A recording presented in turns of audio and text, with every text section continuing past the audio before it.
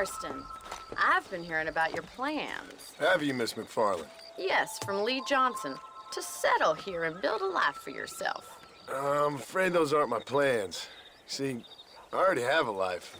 Well, I had one, and I'm trying to reclaim it. Or maybe what you could say is I had two, and I'm trying to end one of them so the other can survive. You do so love to talk in riddles, Mr. Marston. Do you do that, I wonder, as a substitute for having anything interesting to say? Probably, Miss McFarland. Oh, call me Bonnie, you fool. Call me Bonnie. Miss McFarland, I'm married. I have a son. I had a daughter, but she died. Years before that, I rode in a gang. We robbed banks, trains, held people ransom. We killed people we didn't like. Bill Williamson was in that gang. Now, if I don't capture my former brother in arms, great harm will befall my family. Now, I don't suppose any of this is very interesting to you, but I hope it explains why I wasn't so eager to talk about it. No, I do understand. I had no idea. You poor man. Even in this new country, memories don't really fade. My father was an illiterate Scot born on the boat into New York.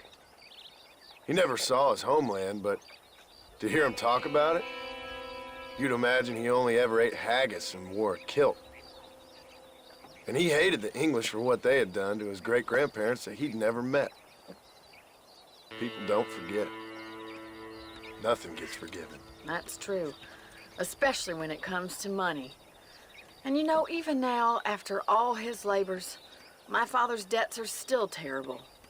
I worry every day about us losing the ranch. It would kill him. My father died when I was 8 years old. His eyes were, well, let's just say he was blinded in a bar fight south of Chicago. My mother died during childbirth. She was a prostitute, and he was her, well, I don't know what he was. So I was sent off to an orphanage and ran away and fell in with a gang. My word. What a difficult life you've lived. The leader of the gang taught me how to read, taught me how to see all that was good in the world. He was a great man in a way. But you killed people.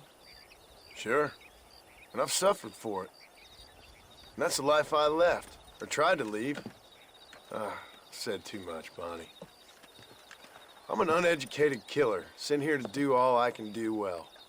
Kill a man in cold blood so that another man may do his part to cut crime in an area, and a rich man can be elected governor on the back of these promises. Civilization is a truly beautiful thing, Mr. Marston. Listen, can you help me? Well, I can try. What do you need, money? No, nothing so complicated. I need an extra hand to take out the herd to pasture. Sure. Point me in the right direction.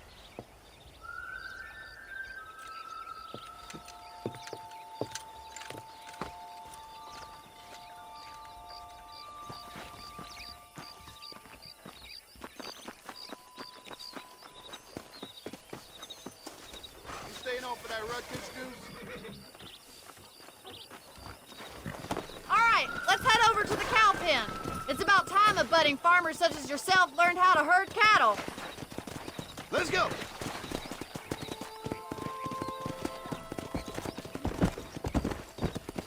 Thank you for telling me all that back there. It must have been hard for you.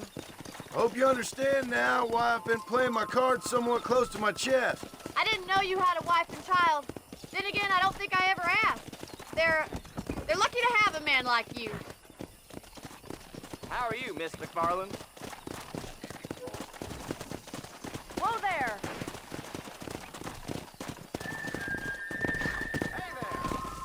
Get behind the herd. That should start them moving in the right direction. Assuming they aren't put off by your smell.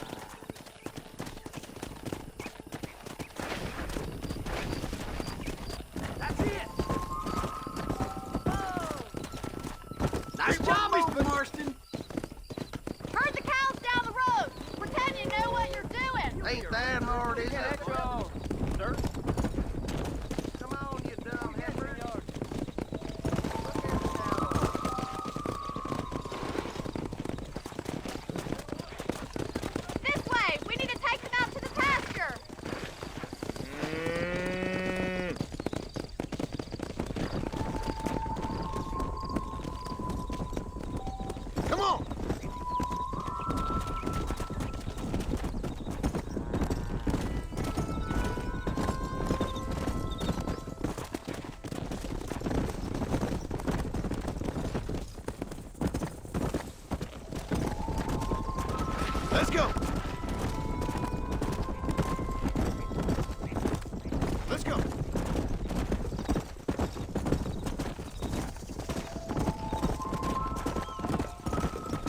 going, Mr. Marston?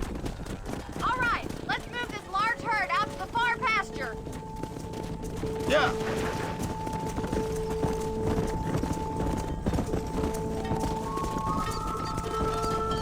Keep sweeping behind them.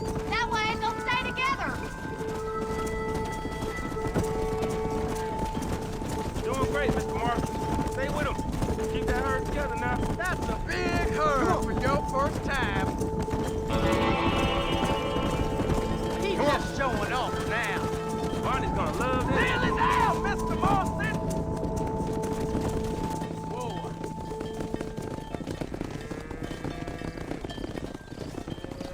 You're not bad with the herd. Ranching might be your true calling, Mr. Marston. Either that, or you were a cow in a past life. Thank you, Miss McFarland. I'll see you later. I have work to do back at the ranch.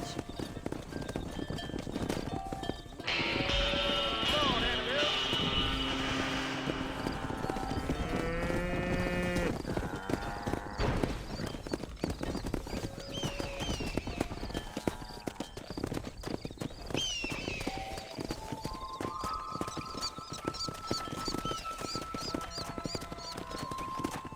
Come on.